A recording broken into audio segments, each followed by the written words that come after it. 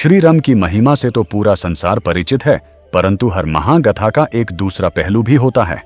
आज मैं तुम्हें उसी पहलू से अवगत करूंगा, एक ऐसी छवि से, एक ऐसे व्यक्तित्व से जो अपर शक्ति का धारक तो था, पर उसी शक्ति का अहंकार भी उसमें समाया हुआ था।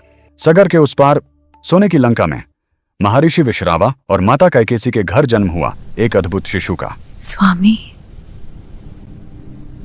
इस शिशु की दृष्टि देखिए। जन्म के तुरंत बाद इतनी स्थिरता, ये चंचल नहीं है, स्थिर है। इसका मन आरंभ से ही केंद्रित है। इसकी दृष्टि भटकती नहीं, निश्चित बिंदु पर टिकती है। ये केवल बल का धारक नहीं होगा, ये विवेक के साथ बल का प्रयोग करेगा। स्वामी, इस बालक के लिए कौन सा नाम उचित होगा? इसकी वाणी और इसकी उपस्थिति दोनों प्रभावशाली है। यह अपनी शक्ति और अपनी वाणी से लोगों को प्रभावित करेगा, इसलिए इसका नाम रावण उचित है।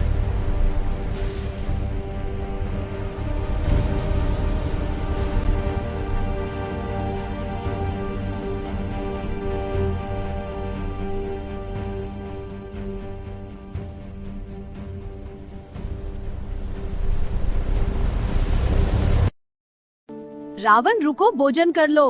मताश्री, पहले मुझे पक दो।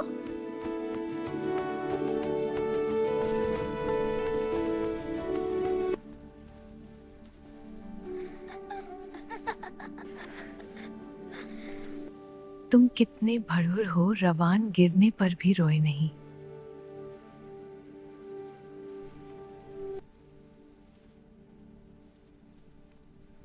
सो जा मेरे लाल, निंदिया तुझे बुलाए, चांदनी तेरे संग सपनों में मुस्काए।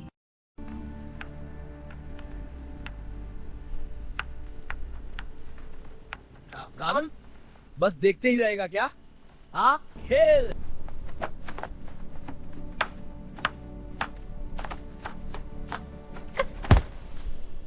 तू हमेशा कैसे जीत जाता है? क्योंकि मैं जीतने के लिए ही खेलता हूं। मुझे तो जीत हार से मतलब ही नहीं, खाना मिलना चाहिए बस। जीत का अर्थ सिर्फ जीतना नहीं होता, उसका सही होना भी जरूरी है। सही क्या होता है? देवता और शास्त्र। देवता नियम बनाते हैं, पर उन्हें मानने वाले हम क्यों होते हैं? यदि बल हो तो नियम बदले भी जा सकते हैं।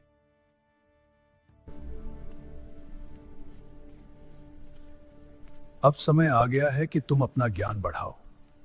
बल और बुद्धि दोनों का विकास आवश्यक है, इसलिए तुम सब गुरुकुल जाओगे। विश्रावना ने अपने पुत्रों रवाना, विभीषण और कुंभकर्ण को अस्त्र शस्त्र, युद्ध कला और वेदों का ज्ञान प्राप्त करने के लिए आचार्य शुक्राचार्य के गुरुकुल भेजा। वहां रवाना ने न सिर्फ शस्त्रों का ज्ञान लिया, बल्कि युद्ध कला में भी अपार निपुणता हासिल की और वेदों का गहरा अध्ययन किया। देवताओं ने सृष्टि के नियम स्थापित किए हैं, उनका पालन ही धर्म है। गुरुदेव, एक प्रश्न है। पूछो। यदि देवता नियम बनाते हैं तो क्या उन्हें मानने का कर्तव्य सब पर समान रूप से लागू होता है? नियम धर्म से उत्पन्न होते हैं और अतः वे नियम सब पर समान रूप से लागू होते हैं। यदि कोई देवता से अधिक शक्तिशाली हो तो क्या वह नए नियम स्थापित कर सकता है? शक्ति होने से अधिकार प्राप्त नहीं होता, अधिकार धर्म से प्राप्त होता है। इस सृष्टि का आरंभ और रचना ब्रह्मा द्वारा की गई है।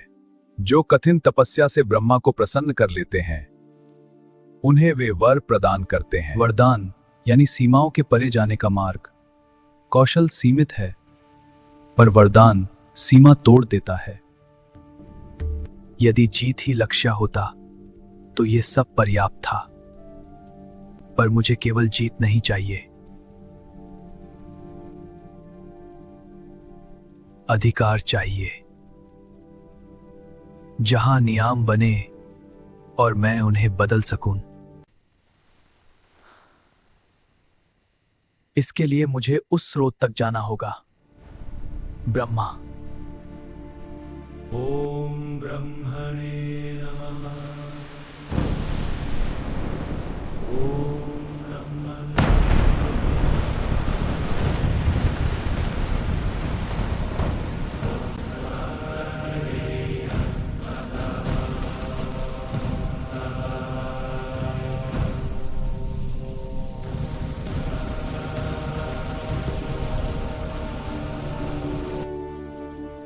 रावण, तुम्हारी तपस्या ने हमें प्रसन्न किया है, वर मांगो।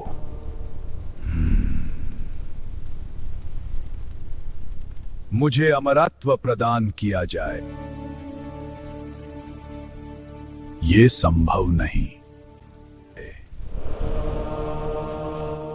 तब मुझे ऐसा वरदान दिया जाए कि मुझे देवता, आसुर, यक्षा, गंधर्वा कोई भी न मार सके।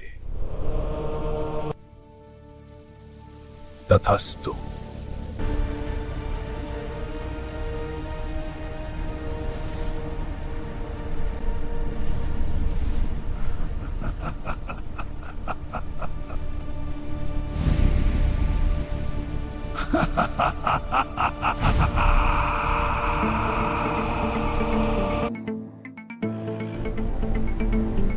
आज से हम किसी के नियम नहीं मानेंगे। हम अपने नियम खुद लिखेंगे।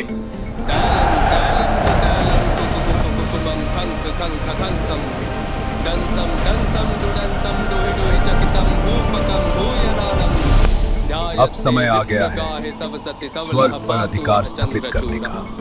जिया स्वाभिमान में जो वही दानव हूँ मैं, जिसने जीत तीन लोक वही मानव हूँ मैं। सारे ग्रहों को है बांधा करा काल की अधीन, महादेव का जो भक्त वही रावण हूँ मैं। जिया स्वाभिमान में जो वही दानव हूँ मैं, जिसने जीत तीन लोक वही मानव हूँ मैं। सारे ग्रहों को है बांधा करा काल की अधीन, महादेव का जो भक्त वही रावण हूँ मैं। रावण हूँ मैं, वही रावण हूँ मैं। रावण हूँ मैं, वही रावण हूँ मैं। रावण हूँ, रावण हूँ, रावण रावण रावण रावण रावण रावण हूँ मैं। देवराज इंद्र, रावण अप्रतिहत है, देवसेना बिखर चुकी है, कृपया स्वर्ग की रक्षा कीजिए।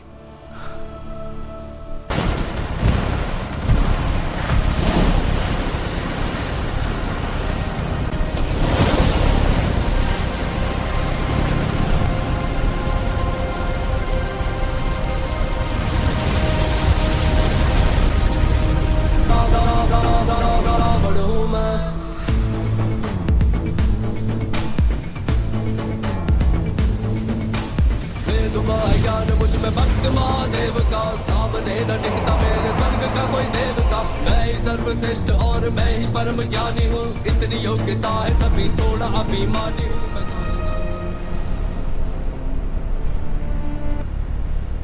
आगे का मार्ग अवरुद्ध है लंकेश, या कैलाश है महादेव का निवास, जहां वे गहन तपस्या में लीन हैं। इस पवित्र स्थान की मर्यादा का पालन करते हुए आप अन्य मार्ग ग्रहण करें। क्या तू जानता है किसके सामने खड़ा है? मैं दशानन रावण त्रिलोक विजेता हूँ। मेरे मार्ग को रोकने का अधिकार न देवों को है न किसी और को।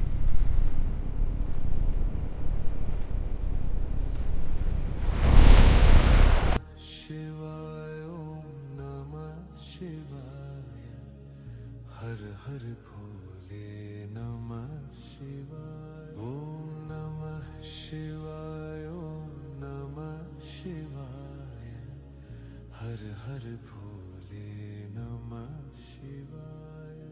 गंगाधराय शिव गंगाधराय, हर हर भोले। तुमने अहंकार को त्याग कर भक्ति को अपनाया है। ये वरदान स्वीकार करो, अब तुम अजय हो।